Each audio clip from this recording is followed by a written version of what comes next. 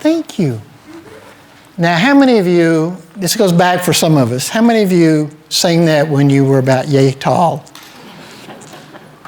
All right, good. I have fond memories back when I used to sing of singing that. I want to journey for a few moments here, and I'm going to start with seeds. When I lived in Basalt, was there for 13 years, I had a stretch of land next to the house that became adjacent to a road, and it was kind of rocky land. It wasn't good for grass, and it wasn't good for much of anything. And so I decided I would do something with it, and I was planting some seeds, throwing some seeds out into it. And during that same kind of time frame, my mom was in the process, my grandmother was in the process of dying. And we didn't know at the time, and grandmother had said to me, I'd already had one grandmother and one grandfather die, and grandmother, my mother's mother, said, "You're going to do my funeral." And I was like, yeah, right. And this was several years before she got sick, and she wasn't sick very long, really, but when she died, that was the first of my family's funerals that I did, and I did my mother on my mother's side, my father on my father's side, and my mother and my father. And they all asked me to do those services, and I'm not telling you that to have you like, oh dear, that's terrible. It's really a gift. And when I did my grandmother's service, I had to stop before I started. And just look out. She lived in a little town of Frost, Texas. Now, other than somebody who's been in Waxahachie, most of you don't know where Frost, Texas is, do you? No. Well, it's a cool little town. Y'all are so slow today.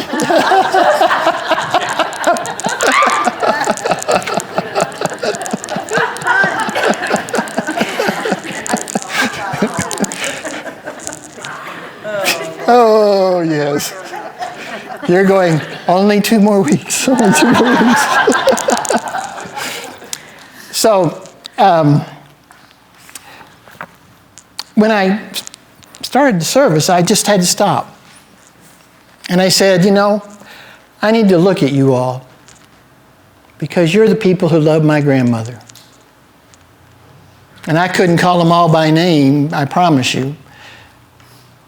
And there were lots of family there. But I need to look at you all today. Not because I'm doing a funeral, but because you're the people I've come to grow and love these last 7 months. And it's been a joy. And Michelle, I can't think of anything more perfect than this. And there's a part of me that goes, we should answer that. It could be the Lord calling.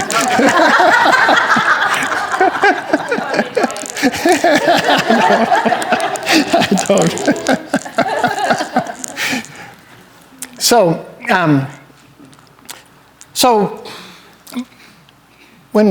after my grandmother died and I did the funeral, I came home and I decided I would plant a garden, plant flowers in dedication of my grandmother.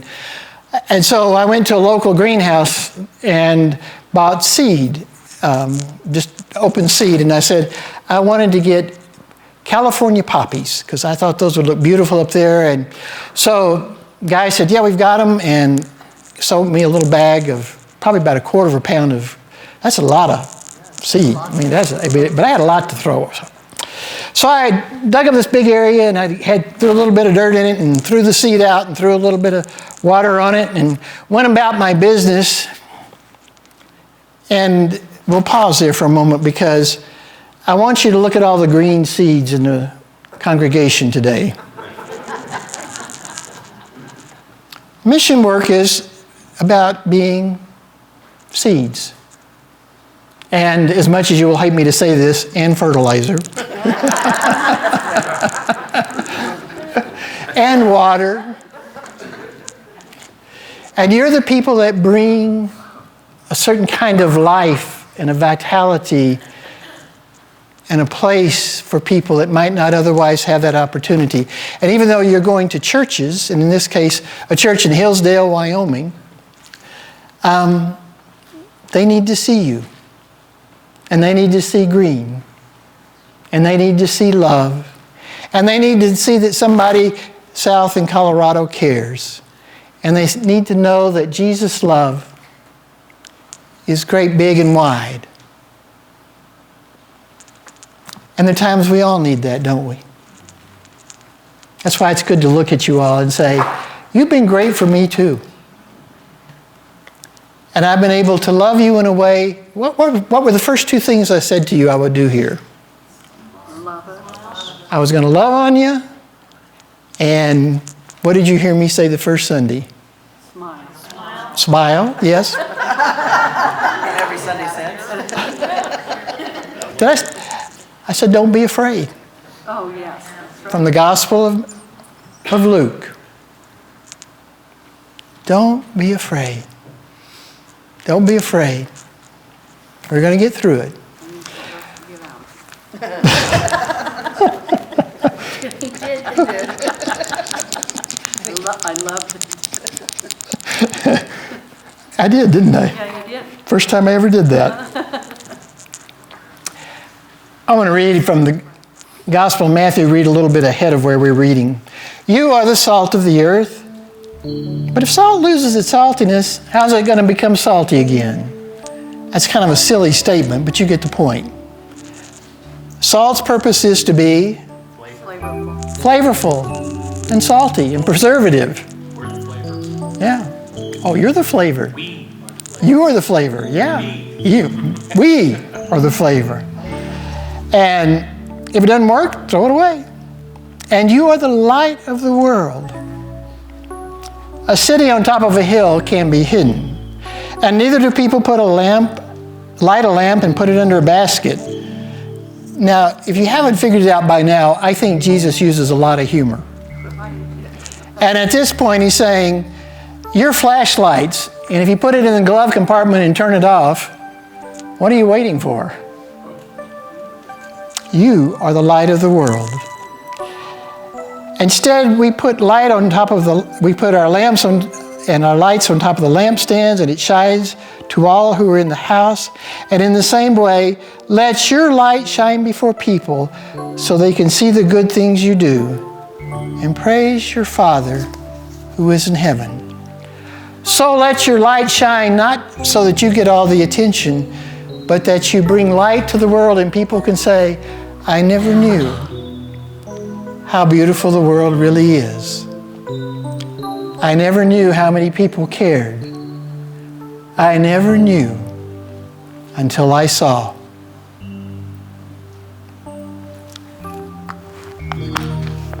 From Galatians. And these are texts that I've used before with you.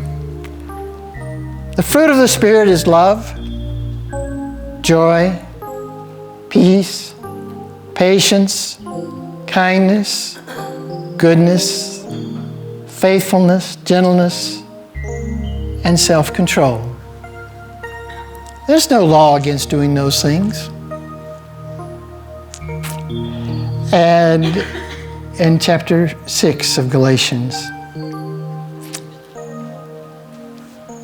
let us not grow weary of doing good, because in time we will have the harvest if we don't give up. Never grow weary of doing good. Never get tired of doing good. Never get tired of letting your light shine. And as I told you at the time when we were reading about some of that, I said, you know, in a dark room, even a dim bulb makes light. So let your light shine, whatever it is, in this world. And when Steve gets here in a couple of weeks, shine it on him too. Please. Let him know who you are. And greet him with a smile.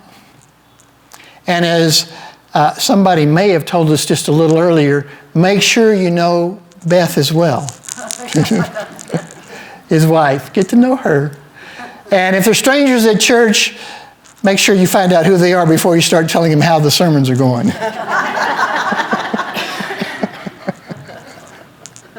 So let your light shine. So let your love shine. I planted poppies for my grandmother, and I was ready for them to come up, and when they came up, they were blue flax. The guy had sown me the wrong seed. And I had blue flax everywhere. And I was really bummed. You know, what are you going to do?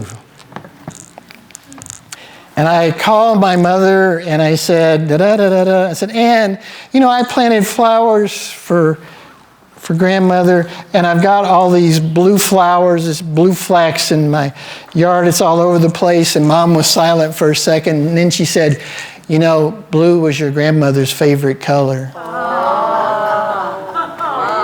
was a God thing. So mistake by design. Right? So, you all, whatever color you're wearing today, it's somebody's favorite color. And whoever you are, you have opportunities to let your light shine. And whoever you are, you have the opportunity to do good. So never, never, never grow weary of doing good. But in Jesus' name, let your light shine unto all the world. Amen? And amen. By the way, part of this sermon came